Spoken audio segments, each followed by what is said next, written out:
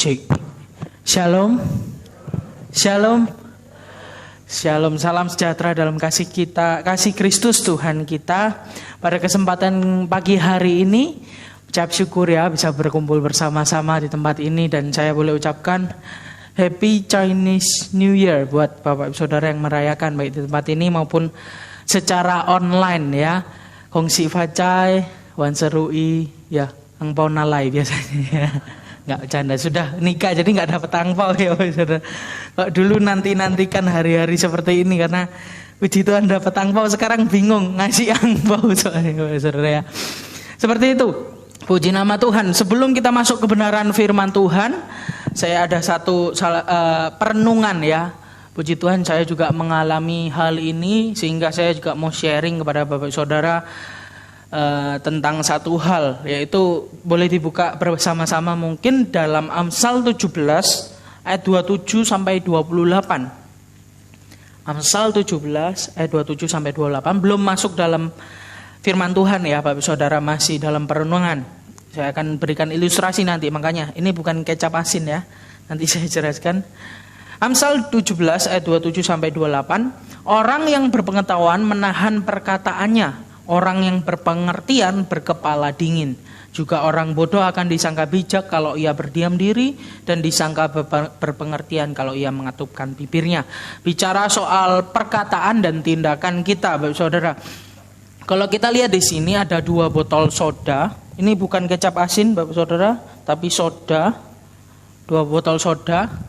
Kita lihat, kalau misalnya saya kocok dua-duanya, ya kan? Saya kocok dua-duanya. Yang satu saya biarkan, tapi yang satu saya buka. Pasti yang terjadi keluar ya, kekacauan.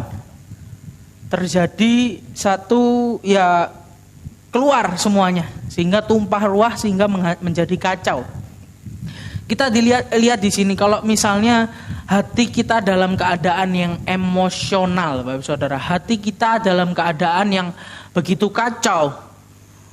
Kita lihat kalau kita membukakan mulut kita, terjadi satu hal yang kacau. Tetapi ketika kita berdiam diri, ya tidak terjadi apa-apa.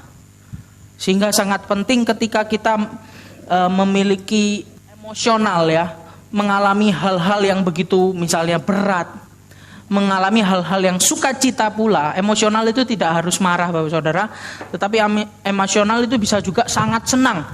Jangan sekali-kali kita mengambil keputusan Bapak Saudara, karena keputusan yang kita ambil ketika kita emosional tidak kita lakukan atau tidak kita pikirkan secara bijak. Dan ini saya alami beberapa waktu yang lalu ketika saya mengalami satu ya berat menurut saya waktu itu, dan betul saya mengucapkan kata-kata yang tidak menyukakan orang dan tidak menyukakan hati Tuhan pastinya. Saya sadar saya menyakiti orang, dan saya sadar juga saya menyakiti Tuhan. Saya mengalami begitu bukan depresi ya, kayak galau gitu Pak Saudara. Kok bisa-bisanya padahal minggu besok saya mau melayani Tuhan. Dan saya mengalami begitu ya takut, cemas, mau lari rasanya seperti itu. Tetapi saya diingatkan firman Tuhan yang mengampuni, mengubahkan saya dan menerima saya dalam keadaan berdosa, tetapi saya tetap mau bertobat. Pentingnya itu. Ketika kita mau datang pada Tuhan, kita bertobat. Baik Saudara, ketika kita memiliki hati yang emosional, jangan sampai kita mengambil sebuah keputusan.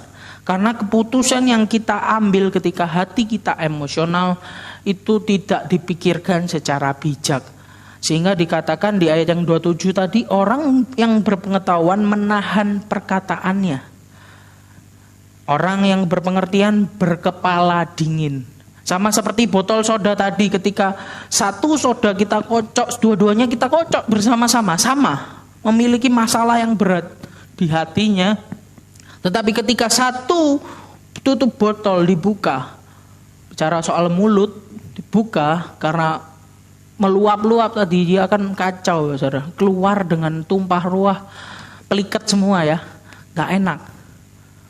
Terjadi masalah, sehingga ketika kita berhadapan dengan masalah yang membuat kita emosional, berhadapan dengan berkat yang membuat kita sangat bahagia, kita harus bisa melihat, berkepala dingin untuk memutuskan sesuatu, untuk berkata-kata, sehingga tidak terjadi sesuatu yang kita tidak inginkan. Puji nama Tuhan, kita masuk saja langsung dalam firman Tuhan yang saya beri judul penata layanan. Apa ini penata layanan? Itu sama seperti kayak hamba Tuhan atau pelayan Tuhan. Bahasa gampangnya ya kita sehari-hari. Pelayan Tuhan. Matius 25 ayat 14 sampai yang ke-30 kita baca bergantian. Saya baca ayat yang ke-14, Bapak Saudara 15, saya 16, begitu seterusnya bersaut-sautan. Kita masuk dalam kebenaran firman Tuhan Matius 25 ayat 14 sampai 30. Saya baca terlebih dahulu, setelah itu Bapak Saudara. Perumpamaan tentang talenta, LAI memberikan judul perikop. Sebab hal kerajaan sorga sama seperti seorang yang mau berpergian ke luar negeri, yang memanggil hamba-hambanya dan mempercayakan hartanya kepada mereka. Yang seorang diberikannya 5 talenta, yang seorang lagi 2, dan yang seorang lain lagi 1. Masing-masing menurut kesanggupannya. Lalu ia berangkat. Segera pergilah hamba yang menerima 5 talenta itu. Ia menjalankan uang itu lalu beroleh laba 5 talenta. Hamba yang menerima 2 talenta itu pun berbuat demikian juga dan berlaba 2 talenta. Tetapi hamba yang menerima 1 talenta itu pergi dan menggali lubang di dalam tanah, lalu menyembunyikan uang tuannya. Lama sesudah itu pulanglah tuan hamba Tuhan itu, lalu mengadakan perhitungan dengan mereka. Hamba yang menerima 5 talenta itu datang dan ia membawa laba 5 talenta. Katanya, Tuan, 5 talenta Tuan percayakan kepadaku. Lihat, aku telah beroleh laba 5 talenta. Maka kata tuannya itu kepadanya, baik sekali perbuatanmu itu, hai hambaku yang baik dan setia. Engkau telah setia dalam perkara kecil, aku akan memberikan kepadamu tanggung jawab dalam perkara yang besar. Masuklah dan turutlah dalam kebahagiaan tuanmu.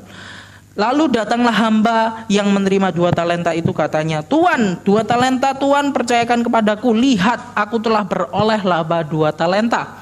Maka kata tuannya itu kepadanya, baik sekali perbuatanmu itu, hai hambaku yang baik dan setia. Engkau telah setia memikul tanggung jawab dalam perkara yang kecil, aku akan memberikan kepadamu tanggung jawab dalam perkara yang besar. Masuklah dan turutlah dalam kebahagiaan tuanmu.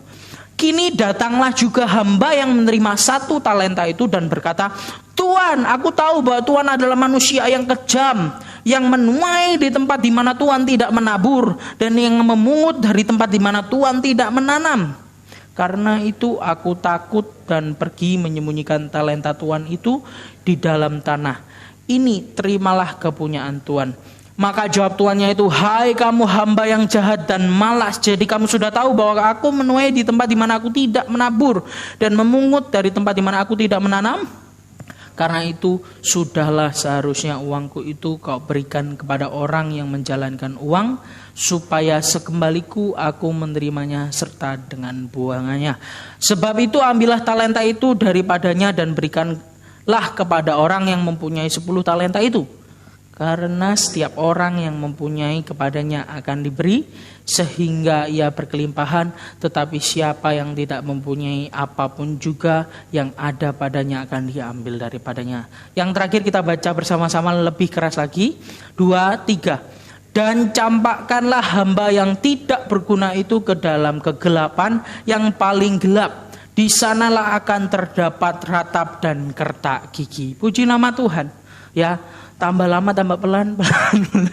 Kepanjangan ayatnya Bapak Saudara ya. Ya, kita biasa supaya paham satu perikop lebih jelas. Supaya kita memahami firman Tuhan tidak separuh-separuh, karena firman Tuhan adalah satu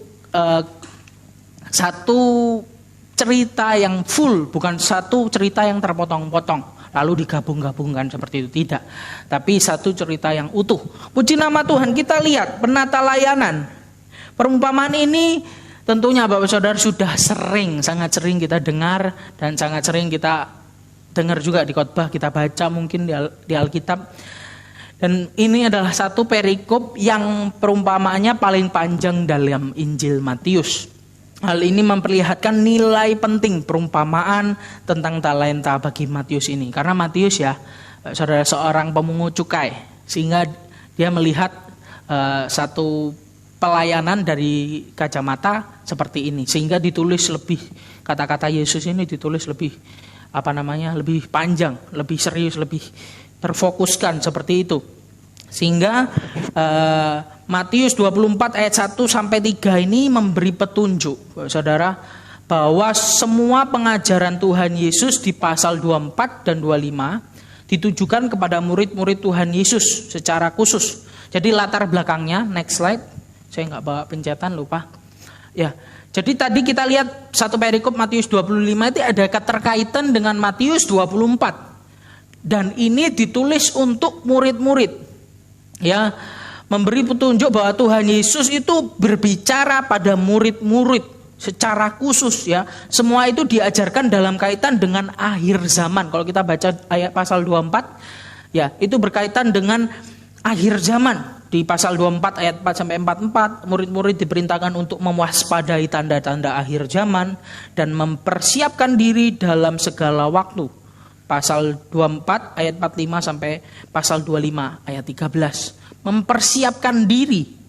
Penting, Tuhan Yesus dapat datang setiap saat seperti pencuri. Dan hari-hari ini kita juga mempersiapkan ya untuk kedatangan Tuhan Yesus di akhir zaman. Dunia begitu tambah jahat, dunia begitu tambah mengkhawatirkan. Bukan satu hal yang kita menjadi nyaman-nyaman saja. Bapak Saudara tetap jaga kesehatan. Di Jakarta udah mulai zonanya berubah lagi, ya, berbahaya dan semuanya serba mengkhawatirkan.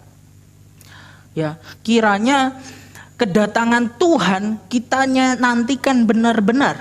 Tapi pertanyaannya, apakah ketika kita menantikan kedatangan Tuhan kita berdiam diri saja secara pasif? Ya, diam di rumah nantikan Tuhan, terus semua dijual karena Tuhan datang nggak? Ada, wah itu zaman dulu. Ada pengajaran-pengajaran sesat kayak gitu. Tuhan Yesus besok tanggal segini datang. Jual rumahmu, semua asetmu karena tak berguna. Nggak datang-datang, ketipu Bapak Saudara. Kan lucu ya. Karena tidak memahami firman Tuhan secara penuh.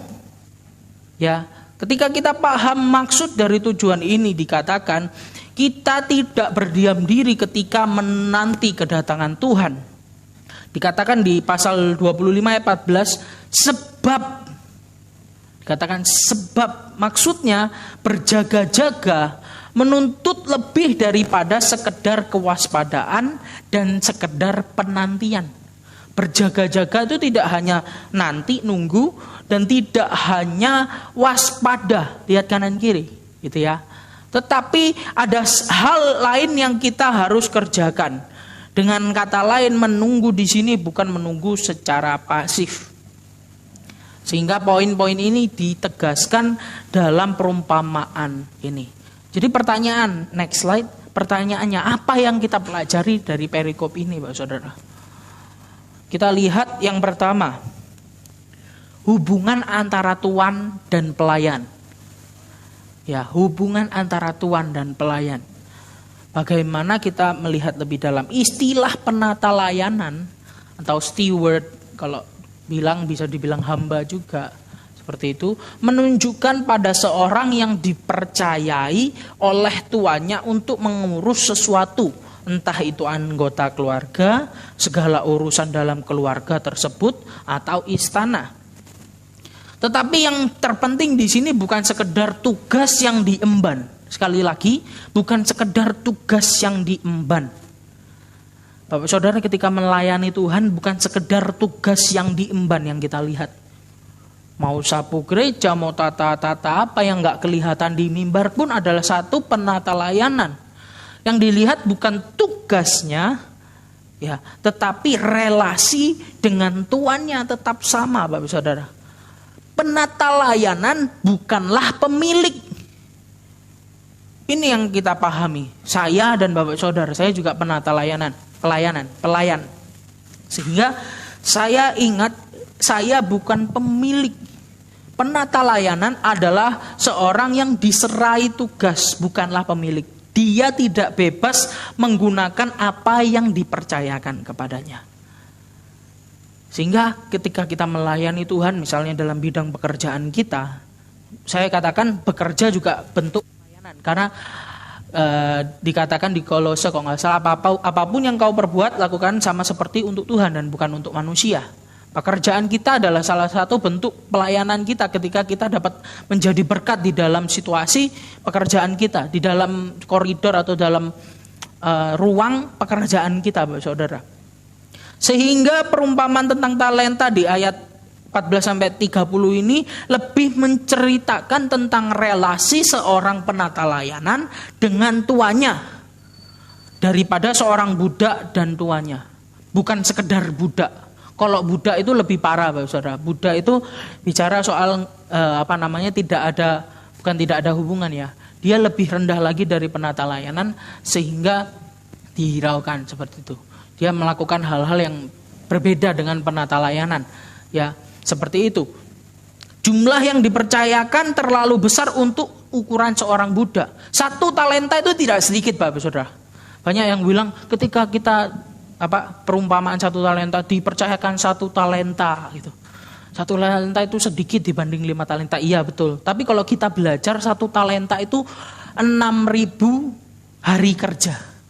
Misalnya sehari kerja 100.000, Bapak Saudara, 6.000 talenta itu 6.000 hari kali 100.000 sehingga sekitar 100 juta, 6.600 juta. Sekitar 600 juta rupiah lah kasarannya kok sehari-hari kerja. Sehingga itu bukan jumlah yang sedikit dan ini diserahkan untuk penata layanan. Kalau budak, Bapak Saudara, nggak mungkin diserahin uang segini banyak. Sehingga dalam perumpamaan ini jelas ditujukan untuk penata layanan yang sudah mampu berpikir secara baik dan bekerja secara baik. Pertanyaannya, next slide, ya ini. Bagaimana relasi antara Tuhan dan hamba dalam perumpamaan ini?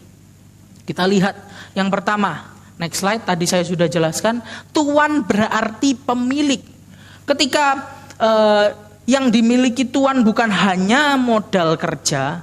Ingat ya, yang dimiliki Tuhan itu bukan modal kerja yang diserahkan tadi 1 talenta, 5 talenta, 2 talenta. Tetapi yang dimiliki Tuhan adalah penata layanan itu juga. Kalau kita mau tarik dalam kehidupan kita, seringkali kita lupa Tuhan itu bukan hanya pemilik berkat-berkat kita. Tuhan itu bukan Tuhan yang Allah kita sembah. Ini bukan hanya pemilik berkat-berkat kita. Ini yang seringkali ditekankan. Berkat kita yang kita kerjakan semuanya itu dari Tuhan dan lain sebagainya. Tetapi jangan kita lupa bahwa Tuhan Allah itu juga pemilik kehidupan kita, Bapak Saudara. Hidup kita adalah milik Allah Sang Pencipta itu. Sehingga relasi kita adalah relasi yang sebenarnya seharusnya kita lakukan. Relasi yang begitu harus membaktikan diri kepada Dia, Sang Pencipta itu. Tapi banyak dari kita fokus hidupnya lebih pada ke sini. Kadangkala saya yakin di sini tidak ada, banyak di luar sana orang yang Tuhan sebagai slave kita, Tuhan sebagai hambanya kita. Kenapa? Kita berusaha untuk Tuhan, misalnya apa-apa Tuhan itu yang suruh bereskan semua. Padahal kita yang buat masalah, betul ya? Kadang-kala seperti itu, kita yang buat masalah, Tuhan yang suruh bereskan. Kita tidak menyerahkan hidup kita, tapi menjadikan Tuhan sebagai pembantu penata layanan kita. Kadang-kala seperti itu. Sehingga relasi kita, konsep relasi kita harus benar-benar pahami, Bapak Saudara. Bahwa Dia yang menjadi pemilik hidup kita, bukan kita menjadi pemilik hidupnya. Dia tidak hanya menjadi pemilik berkat-berkat yang Dia sudah sediakan semuanya untuk kita, tetapi Dia juga menjadi pemilik kehidupan kita. Sehingga yang dilakukan penata layanan tadi yang dikasih 1 talenta, Bapak Saudara, benar-benar jahat. Karena apa? Dia bilang, Ya, seperti itu. Dikatakan hamba yang jahat. Karena apa? Dia tidak paham bahwa dia sendiri juga pemilik Allah. Jadi apapun yang Tuhan kerjakan dalam kehidupan kita nggak bisa protes lagi karena Dia pemilik hidup kita. Ya, Dia yang memegang penuh kendali atas hidup kita. Kalau Tuhan ini hanya bisa mengendalikan secara penuh, secara materi, tapi Allah yang kita sembah bisa mengubah segala kondisi dalam kehidupan kita jika Ia mau. Sehingga sangat penting kita berbakti, beribadah kepada Allah pemilik kita. Ya, next slide lagi. Kita lihat apa relasi selanjutnya. Tuhan mengenal hamba-hambanya. Jangan sekali-kali kita coba memanipulasi Allah. Ya, kita jangan sekali-sekali mencoba berkedok di hadapan Allah. Karena Dia mengenal kita, saudara. Kalau dikatakan di ayat-ayat 15 saya bacakan. Yang seorang diberikannya 5 talenta, yang seorang lagi 2 talenta, dan yang seorang lain lagi 1 talenta. Kenapa? Kenapa Tuhan ini memberikan seperti ini 5, 2, 1? Nggak adil dong. Kalau orang nggak mau merenungkan baik-baik, dikatakan nggak adil dong Tuhan ini. Saya katakan no. Karena Tuhan ini memiliki relasi dengan hamba-hambanya, penata layanannya, sehingga Tuhan bisa mempercayakan nih 5. Karena Dia bisa pegang 5. Nih 2, karena Dia bisa pegang 2, Bapak Saudara. Nih 1, karena Dia kenal. Si 1 ini agak mengsle gitu ya mungkin ya. Jadi kadang-kala kita berusaha untuk memanipulasi Tuhan. Talenta ini bukan hanya sekedar dikatakan duit, harta dan lain sebagainya, bukan. Tapi banyak hal, karakter, ya, cara kerja kita. Nanti kita akan lihat bagaimana Tuhan mau dalam kehidupan kita dalam melayani Tuhan. Tidak hanya di dalam gereja, tapi juga di luar gereja. Ya, jadi adil belum tentu sama rata, Bapak Saudara. Adil belum tentu sama rata. Adil berarti memberikan apa yang menjadi hak orang lain atau apa yang seturut dengan kemampuan setiap orang. Jadi Bapak Saudara, ketika Bapak Saudara lihat di sosial media hari-hari ini begitu banyak orang yang wah pamer pelayanan, pamer harta, pamer semuanya ya. Kita mulai iri misalnya. Ingat, mungkin dia bukan pamer, saya katakan menampakkan apa yang namanya seneng kan, posting ya, nggak pamer sih, bagus, nggak apa-apa ya. Kadangkala kita ada rasa minder ya, iri. Kadang Tuhan nggak adil, kenapa Dia dipercayakan seperti itu, saya kok enggak, seperti itu ya. Karena Tuhan mengenal kita, Dia mengenal porsi kemampuan kita. Sehingga ketika sebelum kita melihat orang lain dipakai luar biasa, kita koreksi diri, apakah saya sudah sungguh-sungguh, apakah saya sudah berusaha meningkatkan skill kita, meningkatkan kemampuan kita, misalnya dalam pekerjaan, pelayanan, keluarga. Wah, keluarga itu kok nyaman, enak, tentram. Mungkin sebelum kita lihat itu mereka mengalami masalah besar. Tapi mereka dapat melewati proses dengan baik sehingga mereka menjadi keluarga yang indah. Ya. Banyak hal-hal yang kita tidak bisa lihat tetapi Tuhan bisa melihat dan mengenal hamba-hambanya. Sekali lagi, jangan kita katakan Tuhan tidak adil karena Dia mengenal setiap pribadi kita. Bahkan ketika satu ujung rambut pun kalau Dia nggak izinkan turun ke tanah, nggak ada yang bisa. Ya, seperti itu, Bapak Saudara. Sehingga relasi kita mesti belajar dari satu perikop ini. Relasi begitu penting. Dan yang ketiga, Bapak Saudara, karena masih banyak poinnya, Tuhan meminta pertanggungjawaban kepada hamba-hambanya. Ya, bukan hanya yang pertama tadi Tuhan menjadi pemilik kita, Tuhan mengenal hamba-hambanya. Tapi ada satu pertanggungjawaban dari hamba-hambanya yang diminta oleh Tuhan ini. Yang jelas setiap hamba harus bersiap-siap memberi pertanggungjawabkan pada saat Tuhan itu kembali dari bepergian yang jauh. Ya, pasti saya yakin katakan saya nggak punya skill untuk melayani, kadang-kadang gitu ya, rendah diri seperti itu. Tetapi Bapak Ibu Saudara semuanya punya talenta yang Tuhan sudah sediakan buat Bapak Saudara. Tinggal Bapak Saudara mau enggak jadi seperti penata layanan yang diberi 5 talenta, yang diberi 2 talenta, yang mengerjakan sepenuh hati untuk kemuliaan nama Tuhan, yang mengerjakan sepenuh hati sehingga bisa double. Dan bukan seperti saat yang diberikan 1 talenta dipendam lalu nyalahkan tuannya. Tuan jahat, menerima bunga yang dari bukan hak miliknya. Padahal itu hak miliknya. Karena bukan hanya modalnya yang menjadi milik Tuhan, tetapi penata layanannya juga. Seperti itu. Ya, itu bentuk relasi dari hamba dan Tuhan. Kita belajar poin yang pertama. Sekarang poin yang kedua. Next slide lagi. Yang diharapkan Tuhan dari para pelayan. Apa yang diharapkan tuannya dari para pelayan? Ya, pemberian talenta dimulai dengan sebuah kepercayaan. Ketika kita memiliki 1 talenta, 2 talenta atau 5 talenta, Tuhan itu mempercayakan kita sebuah investasi. Bukan hanya yang bernilai fana, tetapi bernilai kekal, Bapak Saudara. Bagaimanapun kepercayaan tidak boleh hanya diterima dan dinikmati. Tetapi kepercayaan harus diresponi dengan etos kerja yang tepat. Makanya kalau kita lihat pemerintahan hari-hari ini, Jokowi ya kerja. Dan itu kita sudah nikmati sekarang, jalan lancar. Kita kalau ke Surabaya misalnya lebih cepat. Bahkan dinikmati oleh teman-teman kita, saudara-saudara kita sebangsa dan setanah air di luar pulau, Papua, NTT. Bagaimana? Saya tanya, Jo gimana di sana sekarang? Air sudah ada di NTT ya. Karena banyak sekali bendungan-bendungan yang dibuat, Bapak Saudara. Luar biasa. Karena konsepnya apa? Kerja. Sehingga etos kerja ini sangat penting, Bapak Saudara. Ya.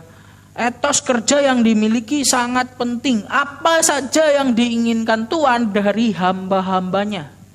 Kalau sebelum-sebelumnya Bapak Saudara saya bicara tentang keselamatan. Keselamatan itu adalah murni anugerah Allah, bukan usaha kita.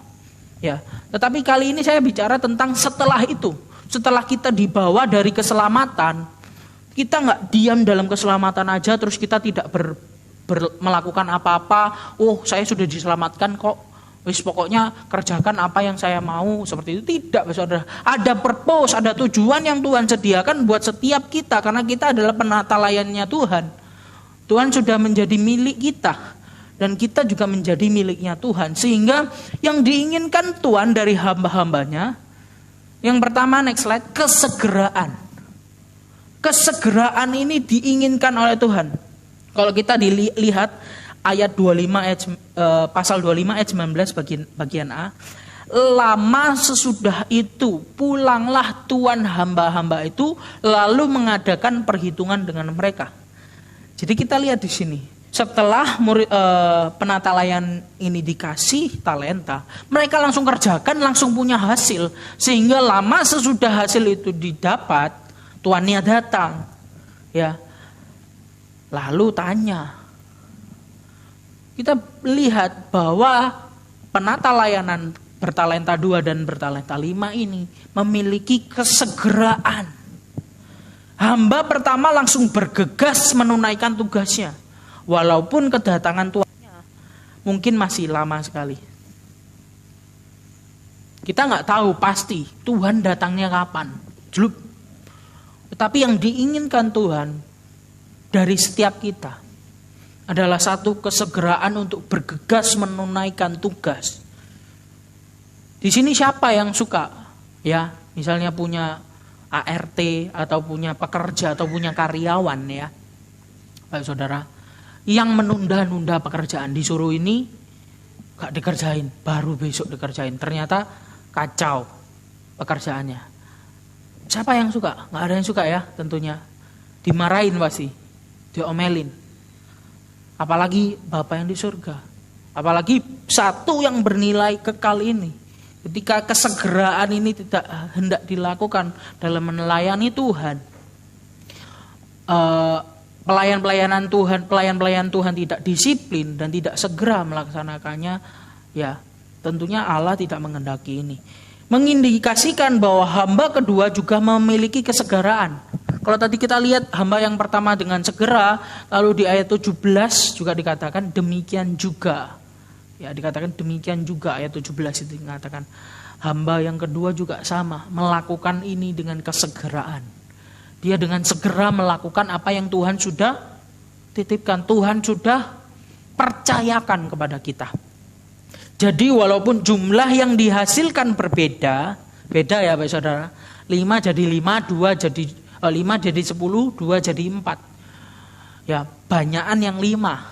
Tetapi walaupun jumlah yang dihasilkan berbeda, tetapi etos kerja yang ditunjukkan tetap sama. Etos kerja yang ditunjukkan tetap sama. Selain kesegeraan, next slide. Yang kedua, yang diinginkan Tuhan yaitu kebaikan, Bapak Saudara. Yang kita kerjakan itu kebaikan. Hamba 1 dan 2 mendapatkan pujian dari tuannya. Mereka disebut hamba yang baik dan setia. Kalau sebagai kontrasnya, sebagai perbandingan, hamba yang ketiga disebut hamba yang jahat. Dua hamba yang pertama bersedia, Bapak Saudara, bekerja keras untuk memberikan keuntungan kepada tuannya. Walaupun tuannya hanya memberikan modal saja. Gak memberikan apa-apa lagi, cuma dikasih modal. Sedangkan hamba terakhir menolak melakukan itu dan justru mengata-ngatai yang jahat terhadap tuannya. Mengata-ngatai yang jahat di ayat yang ke-24. Kini datanglah juga hamba yang menerima 1 talenta itu dan berkata, Tuhan, aku tahu bahwa Tuhan adalah manusia yang kejam, yang menuai di tempat yang di mana Tuhan tidak menabur, dan yang memungut dari tempat di mana Tuhan tidak menanam. Seringkali ketika dalam pelayanan kita juga seperti itu. Tuhan, saya sudah melayani Tuhan. Tuhan, saya sudah melayani Tuhan berapa tahun, saya sudah ikut Tuhan berapa tahun. Kenapa ini terjadi? Itu sebenarnya salah satu perkataan yang jahat. Saya juga pernah melakukannya, Pak Saudara. Tapi kita belajar hari ini bahwa kita harus jadi penata layanan atau anak-anak Tuhan yang tidak jahat, tetapi memiliki kebaikan dalam hati. Ya, kita harus sadar bahwa Dia adalah pemilik kita. Kita harus juga percaya apapun yang kita hadapi, sangat sukar, sangat pahit kadangkala, itu mendatangkan kebaikan buat kita. Sehingga ada kebaikan dalam hati kita yang diinginkan, dikehendaki oleh Tuhan. Dan yang terakhir, di poin yang kedua ya, nanti ada poin yang ketiga, kesetiaan, Bapak Saudara. Selain disebut sebagai hamba yang baik tadi, yang hamba pertama dan kedua yang memiliki 5 dan 2 talenta, mereka juga dikatakan hambaku yang setia, hamba yang setia. Sekiranya kira-kira kata-kata ini ditekankan lebih daripada yang kebaikan. Jadi kesetiaan itu dikaitkan dengan waktu yang lama. Ayat 25 pasal 25 ayat 19 tadi yang saya sudah bacakan ya. Lama setelah itu tuannya datang. Sehingga yang dikerjakan oleh hamba-hamba ini semuanya setia. Saya katakan hamba yang ketiga yang memiliki 1 talenta ini juga setia. Karena apa? Karena dia tidak lari, tidak bawa kabur ya kan, disimpan, tunggu tuannya datang, baru dikasih. Jadi saya boleh katakan kesetiaan itu bukan hanya dilihat dari waktu. Makanya yang hamba ketiga ini dikatakan setia. Boleh kita melayani berapa puluh tahun, boleh kita mengikut Tuhan berapa puluh tahun. Tetapi kesetiaan yang dilihat bukan hanya tentang waktu. Kalau tentang waktu, hamba yang 1 talenta ini tentunya dipuji juga dong, setia. Karena dia tidak lari dari tuannya. Dia tetap simpen, bahkan dia kembalikan itu modal kepada tuannya. Kalau cuma bicara soal waktu, ya Saudara. Tetapi kesetiaan tidak hanya bicara tentang waktu. Konsep tentang kesetiaan dalam kisah ini hanya bukan bicara tentang waktu saja. Kesetiaan hamba pertama dan kedua dikontraskan dengan kemalasan hamba yang ketiga ini. Sehingga jika yang ditekankan adalah waktu, maka hamba yang ketiga tadi sudah saya katakan adalah seorang yang setia juga. Tetapi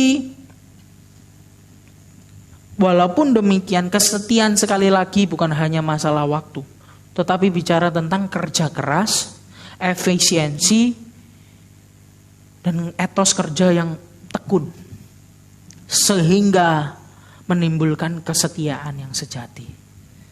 Berapa banyak dari orang percaya ikut Yesus berpuluh-puluh tahun, tetapi dengan tidak melakukan etos kerja apa-apa.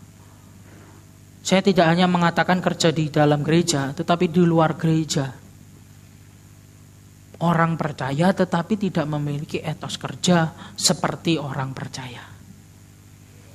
Sehingga dikatakan, kalau di ayat yang terakhir-terakhir tadi dikatakan hamba yang malas dan jahat, hamba yang jahat dan malas. Ya. Bukankah ada orang-orang tertentu yang tetap melayani di satu bidang dalam jangka waktu yang lama, tetapi mereka tidak pernah memberikan yang terbaik dalam bidang itu? Saya belajar banyak dari pemuda-pemuda. Saya tidak katakan saya juga sudah melakukan yang terbaik, etos kerja efisien. Tapi saya belajar banyak. Makanya saya sayang banget sama pemuda-pemuda yang ini, angkatan ini. Mereka mengajarkan saya juga, Bapak Saudara, bagaimana efisiensi kerja, etos kerja dikerjakan, kerja pintar, kerja cepat, kerja yang begitu terstruktur. Ya, mungkin mereka lebih muda daripada saya, beberapa. Tetapi saya banyak belajar dari mereka. Wah, bisa ya kerja kayak gini, bisa ya pakai meeting itu ya. Kadang-kala kita kalau rapat, wah waktunya sibuk gini-gini. Tapi anak-anak muda ini dapat meluangkan waktu. Saya yakin mereka juga sibuk. Kuliah, tugas, ada yang ikut OSIS, ada yang OSISnya kuliah ya. Ada yang ikut, wah penuh jadwalnya. Mereka juga melayani di bidang musik, melayani sekolah minggu, pemuda, umum. Kaget, kok bisa ya? Kalau saya dulu gak bisa udah. Kok bisa? Karena mereka memiliki efisiensi kerja, etos kerja yang baik, dan kesetiaan tersebut. Dan itu juga mendorong saya, wah umum bisa ini, ayo. Tapi perlahan-lahan ya. Mulai, wah saya juga kepingin nanti kaum wanita, kaum pria, nanti keluarga muda kalau sudah ada. Ya, wah kepingin banget. Supaya pekerjaan Tuhan di dalam gereja terlebih dahulu maju, sehingga nanti tampak keluar.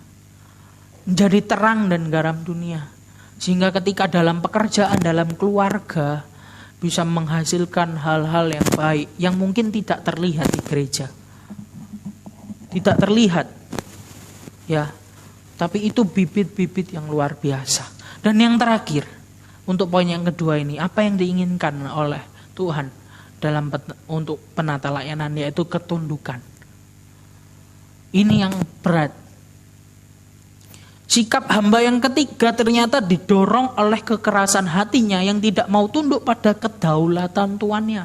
Sehingga dia bisa katakan seperti itu, Tuhan engkau jahat, engkau mau ambil keuntungan dari apa yang tidak kamu tabur, katanya seperti itu.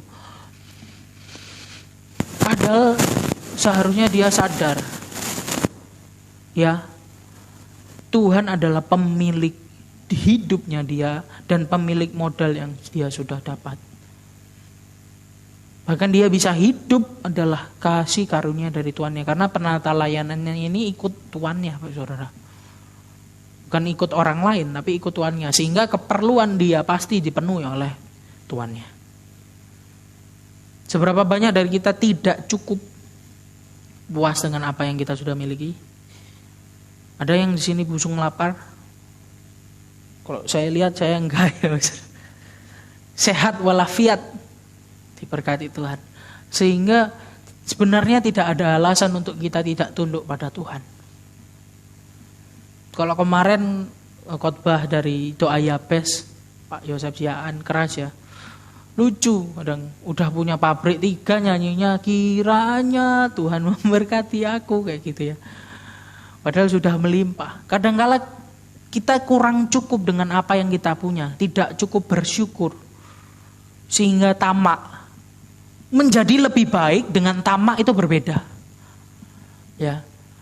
Ketika kita fokus sesuatu yang bersifat kekal, fokus pada Allah, kita tidak akan menjadi tamak. Tapi apapun yang kita pekerjakan diberkati Tuhan untuk memberkati orang lain, bukan untuk diri sendiri saja. Ketundukan ini adalah satu proses buat kita untuk percaya, yakin sepenuhnya Tuhan beracara dalam kehidupan kita. Apapun masalah kita, apapun kekurangan kita dalam finansial, kesehatan, keluarga, hubungan keluarga, dan lain sebagainya. Dan kita bisa berproses di dalamnya ketika kita tunduk ya kepada Tuhan.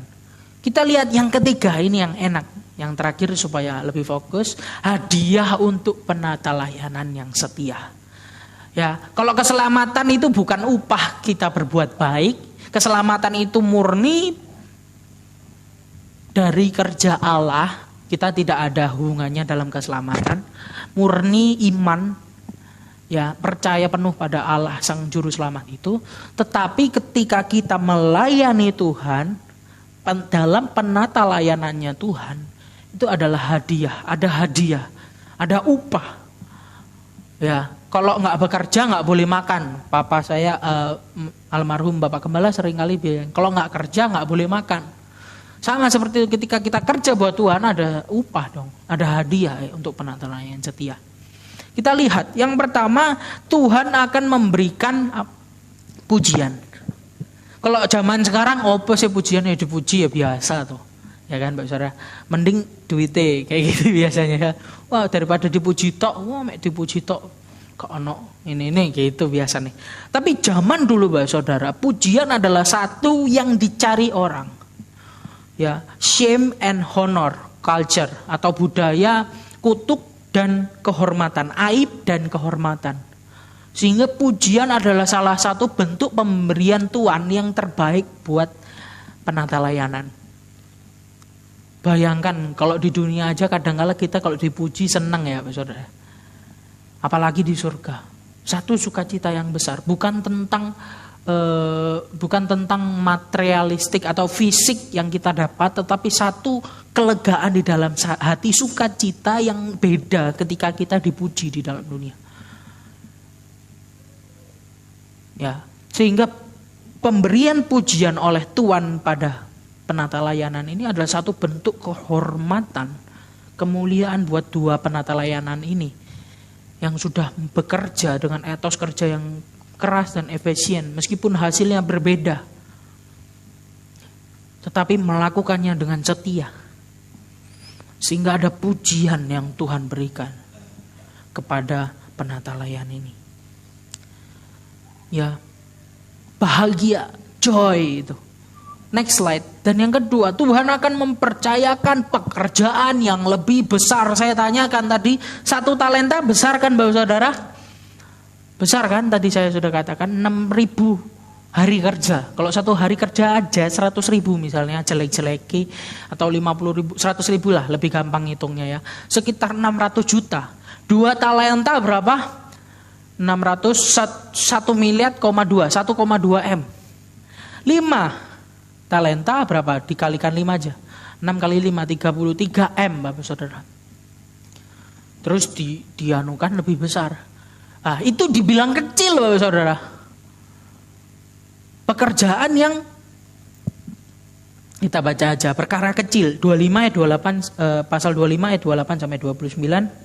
Sebab itu ambillah talenta itu daripadanya dan berikanlah kepada orang yang mempunyai 10 talenta itu. Karena setiap orang yang mempunyai kepadanya akan diberi sehingga ia berkelimpahan, tetapi yang tidak mempunyai apapun yang juga yang ada padanya akan diambil daripadanya. Ya, pekerjaan yang kecil dipercayakan sesuatu yang lebih besar. Ya, Bapak Saudara, kita lihat walaupun 5 dan 2 talenta sudah termasuk sangat besar jumlahnya, tetapi hal itu tetap disebut perkara kecil. Ada hal-hal lain yang lebih besar yang Tuhan dapat berikan kepada kita. Sekali lagi tinggal respon kita. Apakah kita mau melakukan apa yang dipercayakan kepada kita? Mengerjakan yang sudah Tuhan kerjakan pada kita. Dipercayakan tugas yang lebih besar merupakan hadiah yang lebih besar bagi setiap hamba Tuhan. Anak-anak Tuhan, murid-murid Tuhan, pelayan Tuhan.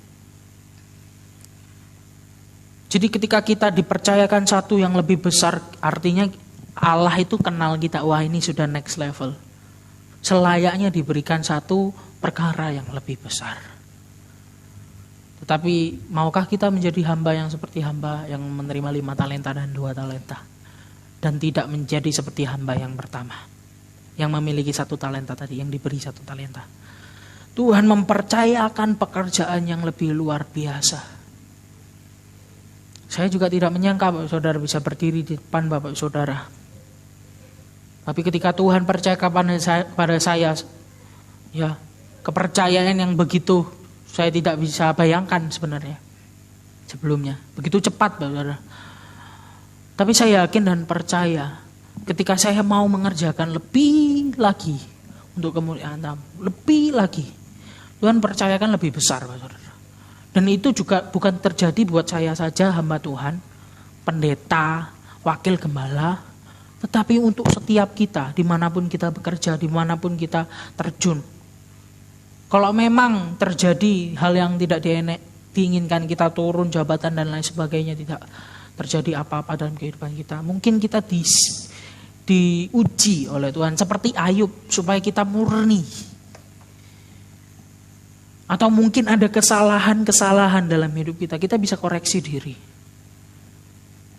Sehingga ketika kita dipercayakan satu hal yang kecil, Tuhan kita perfect dalam hal itu, sempurna, excellent dalam hal yang kecil, kita bisa dipercayakan dari suatu hal yang lebih besar. Saya melihat banyak juga jemaat di tempat ini setia melayani Tuhan sungguh-sungguh dan bekerja secara excellent meskipun tidak terlihat. Dan mereka juga diberkati, bukan hanya segi finansial, tapi pemahaman akan Tuhan, pengenalan akan Tuhan, keserupaan dengan Tuhan. Dan itu sama-sama kita proses hari lepas hari. Dan yang terakhir, Tuhan akan berbagi kebahagiaan. Kita akan bersama-sama dengan Dia dengan penuh hormat kemuliaan. Karena apa? Pekerjaan yang dilakukan kita itu menghasilkan mahkota. Banyak, ada 5 mahkota sudah pernah dijelaskan oleh Bapak Gembala juga. Ya, mahkota kehidupan, mahkota banyak hal. 5 ini.